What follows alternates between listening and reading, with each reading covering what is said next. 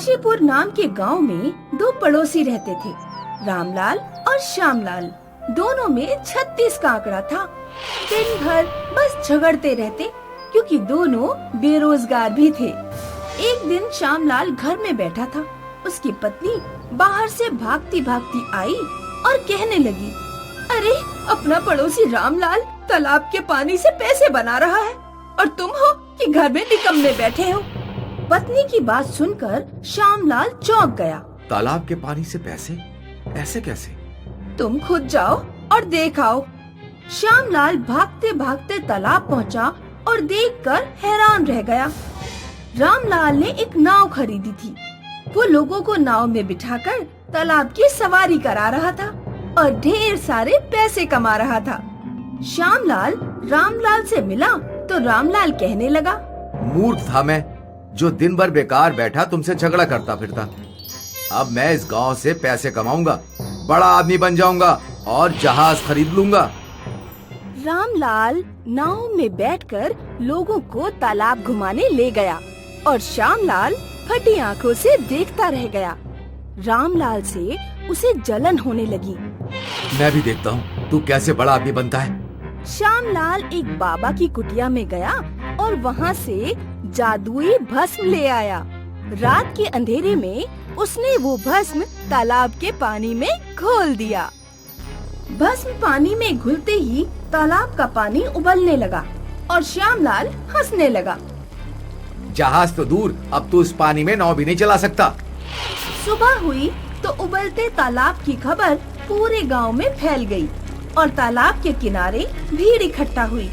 तालाब का उबलता पानी देखकर लोग डरने लगे। रामलाल अपनी नाव के पास खड़ा होकर चिल्लाने लगा, चलो चलो, किसे करनी है उबलते तालाब की सवारी? पागल है क्या? नाव में बैठकर उबलते तालाब में जाएंगे तो पकौड़ी की तरह तल जाएंगे। हमें नहीं करनी कोई सवारी। सारे लोग चले गए और रामलाल परेशान हो गया। लगता है नाव बेचनी पड़ेगी, मैं तो बर्बाद हो गया। कुछ दिन बीत गए। श्यामलाल घर में निकम्मा बैठा था कि उसकी पत्नी आई और बोली, क्या निकम्मे बैठे हो, कुछ तो करो।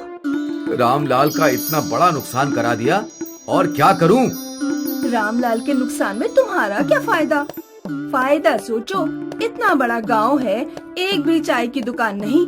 उबलते तालाब में चाय पत्ती डालो और चाय बेचो।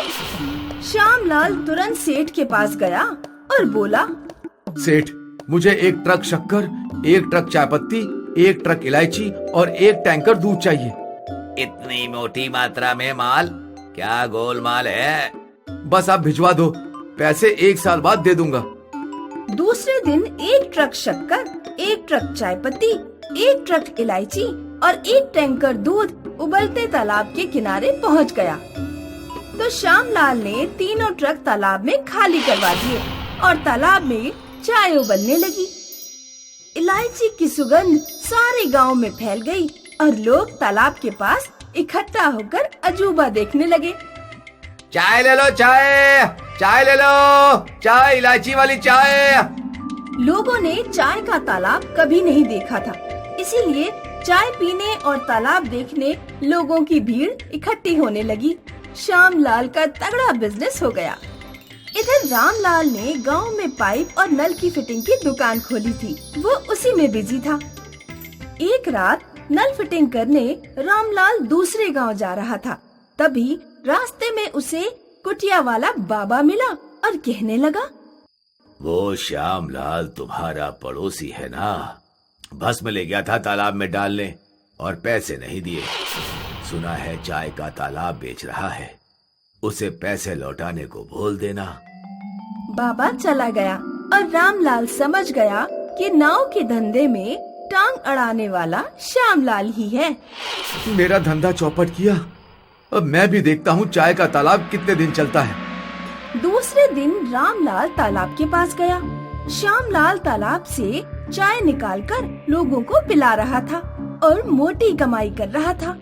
अरे तुम इसे पैसे क्यों देते हो? ये तालाब इसका थोड़ी है, फोकट में चाय पिया करो। क्या बक रहा है? मैं तुमसे नहीं, लोगों से बात कर रहा हूँ। रामलाल, बात तो ठीक है, पर हमें चाय निकाल कर देगा कौन? देखो तो चाय कैसे उबल रही है।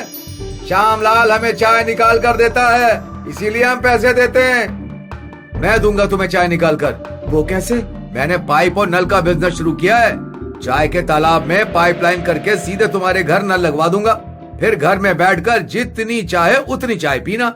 लोग रामलाल की बात मानकर चले गए और श्यामलाल परेशान हो गया।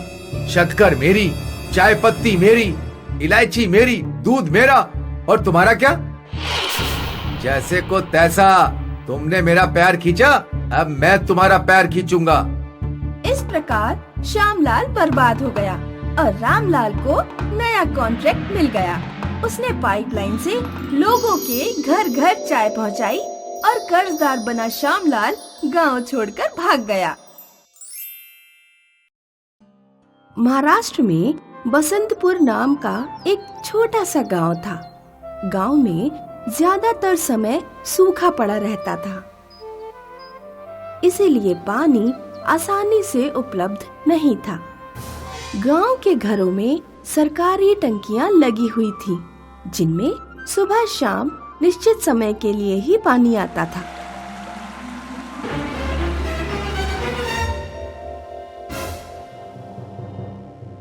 माँ, देखना जरा, बाल्टियां टब सब खाली है। बराबर वाला सोनू आज फिर हमारे पानी से नहाकर भाग गया।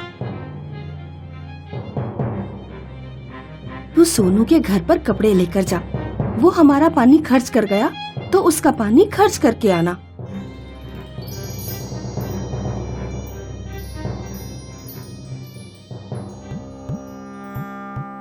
पड़ोसी के घर कपड़े धोना चाहिए, धोना आए या ना आए, लेकिन धोना चाहिए।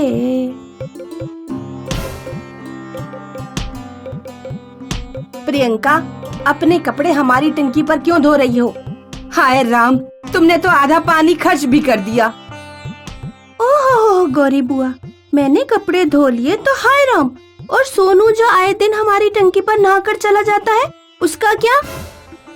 सोनू नौकरी पर जाता है, तुम्हारी तरह खाली नहीं है, और नहाने में ज्यादा से ज्यादा आधा बाल्टी पानी खर्च होता होगा।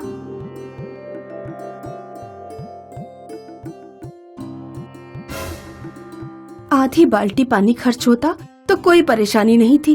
तुम्हारा लड़का सारी बाल्टियां और टब खाली कर देता है। लो, बेटी के पीछे अब माँ भी लड़ने आ गई।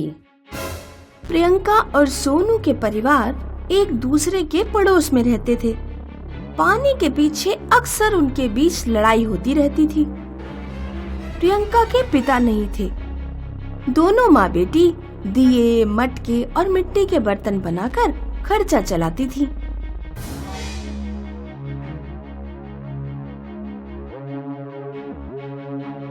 सुनिए जी, किसी तरह से ये माँ बेटी की इस गांव से छुट्टी करा दीजिए, फिर बराबर वाला घर भी हमारा हो जाएगा और हम बड़ी जगह में रह पाएंगे।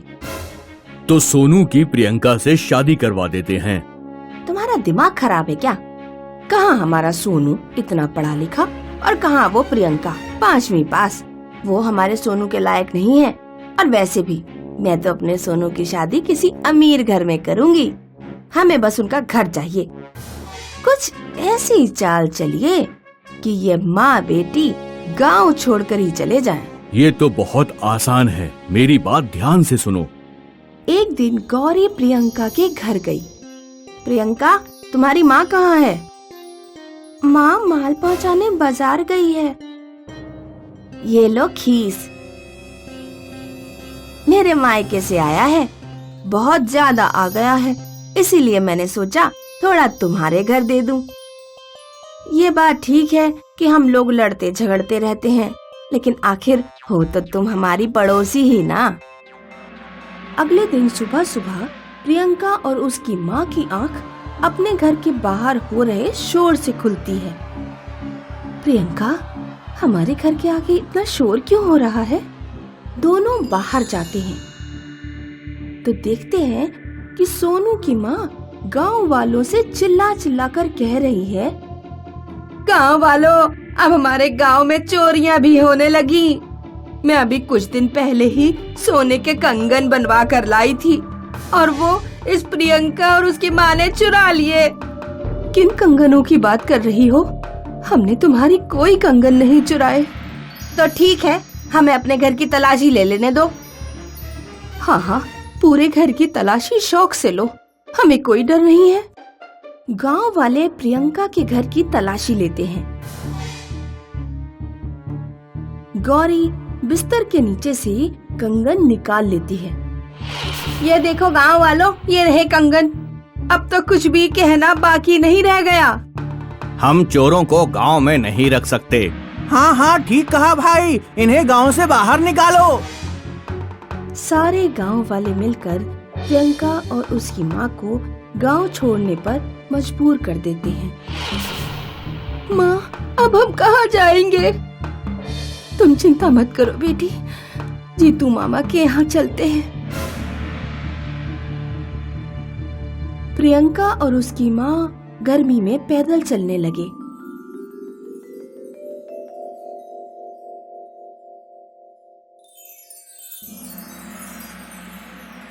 माँ, वो देखो एक टंकी। चलो उसी से पानी पीते हैं। प्रियंका ने जब टंकी खोली तो उसकी आंखें फटी की फटी रह गईं। टंकी से तरल सोना निकल रहा था। हाय राम, गांव वाले तो इस टंकी को खराब समझते थे, लेकिन इसमें से तो सोना निकल रहा है। माँ, अब हमें कहीं जाने की जरूरत नहीं, हम यहीं पर अपना घर बना लेंगे।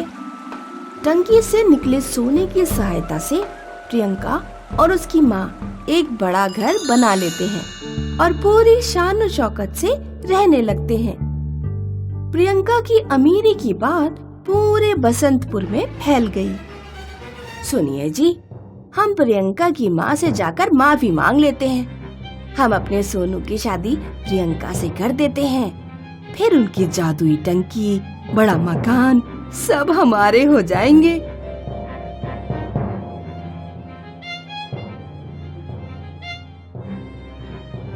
पीछे जो कुछ भी हुआ हम उसे भूलकर आपसे माफी मांगने आए हैं। प्रियंका और सोनू साथ साथ ही बड़े हुए हैं, एक साथ खेले कूदे हैं। क्यों ना उनका विवाह कर दिया जाए। विवाह की बात तुम्हें उस समय याद क्यों नहीं आई, जब हम गरीब थे? पहले हम तुम्हारे लायक नहीं थे और अब तुम लोग हमारे लायक नहीं हो। निकल लो यहाँ से।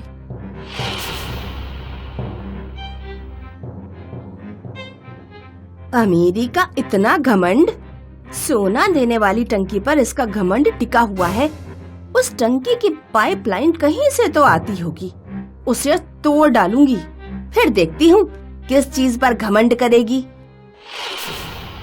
एक रात गौरी अपने पति के साथ प्रियंका के घर के पीछे वाले जंगल में जाती है। वो और उसका पति खुदाई करना शुरू करते हैं। ये रही टंकी की पाइपलाइन। गौरी कुल्हाड़ी से पूरी पाइपलाइन तोड़ फोड़कर अपने घर लौट जाती है। अगले दिन पूरे गांव में हाहाकार मच गया। इतना शोर क्यों हो रहा है? लगता है कल रात हमने जो पाइपलाइन तोड़ी थी वो सोने वाली टंकी की पाइपलाइन नहीं, बल्कि गांव में आ रहे पानी की पाइपलाइन थी। गांव में पुलिस आती है और पानी के पाइपलाइन तोड़े जाने की जांच करती है। गौरी और उसका पति पकड़े जाते हैं। उन्हें पानी के पाइपलाइन तोड़ने के जुर्म में जेल हो जाती है। इस कहानी से हम ये सीखते हैं कि दुष्ट लोग दूसरों का नुकसान करने के चक्कर में अपना ही नुकसान कर बैठते हैं।